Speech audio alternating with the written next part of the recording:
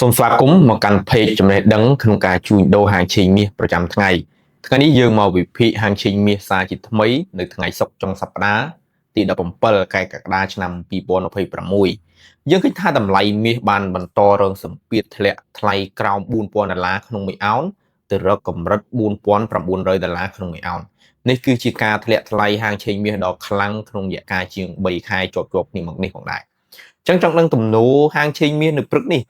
តើមានទំនោរកើនឡើងទៅវិញឬក៏ធ្លាក់ចុះបន្ថែមក្នុងនោះយើងនឹងមកវិភាគផ្នែកបច្ចេកទេសទាំងអស់គ្នាហើយយើងរកពីទិសដៅអំពីការចូលទិញនិងចូលលក់នៅក្នុងថ្ងៃនេះផងដែរអញ្ចឹងដើម្បីកុំឲ្យខាតពេលយើងចូលមើលការវិភាគផ្នែកបច្ចេកទេសទាំងអស់គ្នាបើយើងមកមើលការវិភាគផ្នែកបច្ចេកទេសក្នុងការជួញដូរមាសវិញយើងឃើញថាបច្ចេកទេសមាសស្ថិតនៅក្នុងទំនោរ down trend កាលពីរយៈកាលជាងមួយសប្តាហ៍មកហើយនៅក្នុងការធ្លាក់ចុះចឹងបើយើងវិភាគដដែល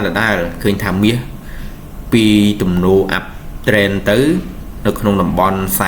4200ក៏កែនៅក្នុងតម្លៃហ្នឹងក៏បន្ត down trend រហូតមកដល់ថ្ងៃសុក្រចុងសប្តាហ៍នេះផងដែរអញ្ចឹងមានការពីម្សិលមិញយើងឃើញថាឡើងអត់រួចទេនៅក្នុងតំបន់ rejection 46 48និង4100នេះគឺមាសនឹងកែនៅក្នុងតម្លៃហ្នឹងហើយបន្តធ្លាក់មកក្រោមទៀតការពីម្សិលមិញនេះមាសវាបាន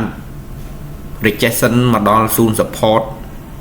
កាលពីការធ្លាក់ចុះសប្តាហ៍មុននៅក្នុង0.398បាទ0.398គឺជា 0 support ធំបច្ចុប្បន្ននេះវាកំពុងតែ rare នៅក្នុងតម្លៃនឹងដូចគ្នាអញ្ចឹងទិសដៅមាសនៅក្នុងព្រឹកនេះវាស្ថិតនៅក្នុងទំនោរ down trend ដដែលអញ្ចឹងអ្វីដែលយើងរងចាំគឺនៅតែបន្តលូកចុះដដែលបាទអញ្ចឹងបន្តលូកចុះយើងទី1យើងមានសណារីយ៉ូ2លូកតម្លៃបច្ចុប្បន្នទី2រងចាំឲ្យវា retracement ឡើងទៅរកនៅក្នុងតំបន់40-20សិនហ្នឹងយើងអាចលូកបានហើយយើងប្រើ stop loss នៅខាងលើ structure របស់វាទី2យើងអាច sell ក្នុងតម្លៃបច្ចុប្បន្នក៏បានដែរសម្រាប់មាសបាទអញ្ចឹងបើយើង sell នៅតម្លៃបច្ចុប្បន្នគោលដៅគឺមករកនៅក្នុង0.3940បាទអញ្ចឹង0.3940នេះគឺជាគោលដៅធ្លាក់ចុះបាទអញ្ចឹងយើងមាន2តំបន់ទី1រងចាំ sell ពីតំបន់40-20ទី2 sell ក្នុង0បច្ចុប្បន្នគោលដៅចុងក្រោយគឺនៅតំបន់0.3900អញ្ចឹងមាសព្រឹកនេះបើសិនជាវាបែកតំបន់3965នេះភាគរយច្រើនណានៅក្នុងការធ្លាក់មករកតំបន់3900ខាងក្រោមអ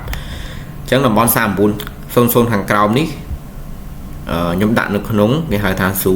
0 waiting នៅក្នុងការទិញឡើងទៅលើវិញដូចគ្នាបាទអញ្ចឹងយើងអាចទិញបានម្ដងសម្រាប់មាសអញ្ចឹងវានឹង respect មកក្នុងតម្លៃហ្នឹងហើយយើងអាចទិញនៅក្នុង0ហ្នឹងទៅវិញបានដូចគ្នា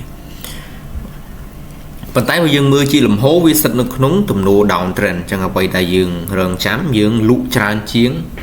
ការទិញឡើងយើងទិញនៅក្នុងតំបន់ key level ណាដែលយើងអាចគិតថាវា retracement ឡើងតែប៉ុណ្ណោះបាទអញ្ចឹងការវិភាគបច្ចេកទេសគឺមានប៉ុណ្ណឹងហើយមានអី update ខ្ញុំ update នៅក្នុង team VIP signal បន្ថែមទៀតក៏ដូចជាព័ត៌មានជាចុងក្រោយសម្រាប់បងប្អូនដែលមានចំណាប់អារម្មណ៍ទាក់ទងទៅលើការកក់ហាងឆេងមាសតាមរយៈទូរស័ព្ទដៃនិងតាមរយៈប្រព័ន្ធធនាគារឬមួយក៏ហាងឆេងមាសតាមកម្រិតហាងឆេងរបស់យើងអាចធ្វើការទំនាក់ទំនងមកពួកយើងបានមិនត្រឹមតែប៉ុណ្ណោះយើងក៏មានការប្រឹក្សាអំពីទិសដៅមាសគីឡូឬមួយក៏ទិសដៅហាងឆេងមាសជាច្រើនបន្ថែមទៀតសម្រាប់អ្នកចង់បានព័ត៌មានឬមួយក៏ចង់សិក្សាស្វែងយល់អាចធ្វើការទំនាក់ទំនងតាមរយៈ Telegram ខាងលើបាន